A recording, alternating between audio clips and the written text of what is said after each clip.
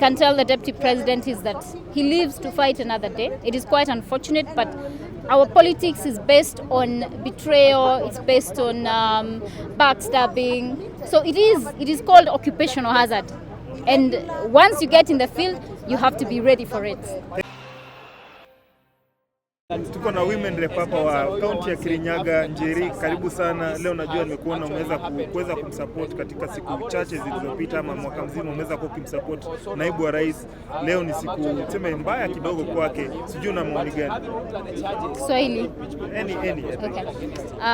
Mwanzo niseme ya kwamba tumeona leo that the 13th parliament, tunajua ya kwamba hata miezi minne haijapita tangu wapige ama wapitishe finance bill ambayo Wakenya walikuwa wamekataa. And I can say without fear of contradiction that the 13th parliament has shown that it is as tone deaf as it was when it voted for the grossly unpopular finance bill. Today what we have seen here is a purely political process. There is nothing based on merit. The motion was frivolous. The motion was full of rumors. We saw the Deputy President controvert all issues that had been alleged. We saw they had put in properties not belonging to him so that they can amplify an emotive issue to Kenyans that he has accumulated funds from proceeds of corruption. So what I can say today, yes, it's a bad day. It's politics. It happens. We will be here. We will live to fight another day, and we will keep on. As a lawyer, do you think he still has another chance? They still the Senate, they still the courts of law? I think we'll see what the Senate decides. Of course, I feel personally that there's an overreach in regard to the independence of Parliament as a whole. Senate tends to be a bit independent. It also makes its decisions on intellect. So let us wait and see what Senate decides. But yes, on the law, he has 100% grounds to quash any impeachment motion passed by Parliament. And lastly, as a representative of Kirinyaga, don't you see that maybe trying to stand with Deputy President Rigathi Gachagua may have you have some backlash or being sidelined by the national government and the president? When I vied for the woman rep seat as a young person, I had one agenda: to offer transformative leadership, to offer leadership that is not influenced by any external forces besides the people of Kirinyaga whom I represent. And they unequivocally told me in very certain terms to make sure that their voice of no is heard. And I have, whatever comes, I think, as a politician, we will take it, we will face it, because at the end of the day, you gotta do what you gotta do.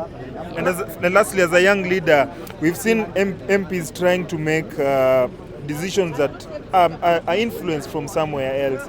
As a young leader, what is this thing that motivates you, other than the people who elected you, just to make an independent decision regardless of the consequences? I think it is my grounding and upbringing by my parents back in Kirinyaga County. My father raised me to be a very independent-minded person, irrespective of what people think, and he brought me up to stand for the truth and with justice. So I think it just speaks to my character as a person, because at the end of the day, it's very hard for voters also to gauge whether leaders are independent-minded or whether they can be swayed by perception. When I take a stand, I follow it to the very end. I know you're going to meet the Deputy President maybe later in your own private forums, but any message for him right now at his hour of need? I think what I can tell the Deputy President is that he lives to fight another day. It is quite unfortunate, but our politics is based on betrayal, it's based on backstabbing. So it is called occupational hazard. And once you get in the field, you have to be ready for it.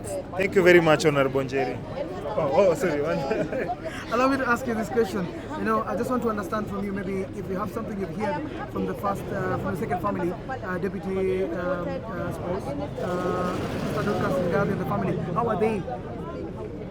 Of course, it's a hard time for the family.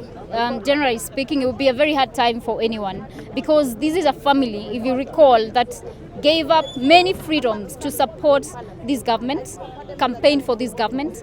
The Deputy President and his family were harassed by the previous government for their support for this government. So it's quite unfortunate to go through the same thing once again in a government that you really supported, in a government that you invested in. It's quite unfortunate.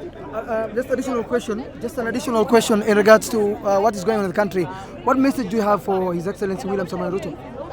I think what I can ask the president, and with a lot of humility and respect for him, is that let us get our priorities right. Let us sort out our healthcare. Let us get employment opportunities for our young people. Let us ensure that we are curtailing corruption at all levels of government. Let us get things running for Kenyans, things that really matter for the common populace, not things that matter for the political class. All right, thank you so much.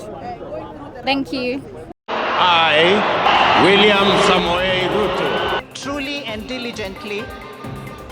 Can you just shut up as I pump knowledge in your empty mind? Kagombe. in full realization. Well, that is not accurate, and I have messaged it.